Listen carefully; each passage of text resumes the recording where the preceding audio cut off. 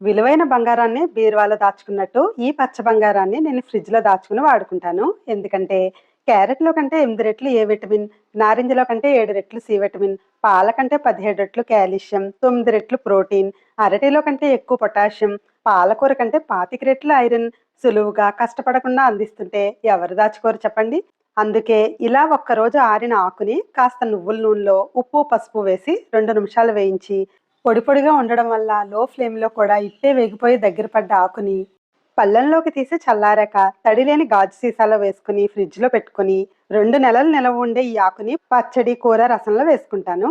పచ్చడి కోసం మిరియాలు, ధనియాలు, జీలకర్ర, మినపప్పు, శనగపప్పు, నువ్వులు, ఎండుమిర్చి, పచ్చిమిర్చి, వెల్లుల్లి, అలాగే 2 టమాటోలు, కాస్త చింతపండు, ఉప్పు వేసి అన్నీ వేయించుకున్నాక 2, 3 స్పూన్లు మునగాకు వేసుకొని మెత్తగా రుబ్బుకొని తాలింపు పెట్టుకొని కమ్మగా అన్నంతోనో, టిఫిన్‌తోనో తినేయడమే. Thank you for watching.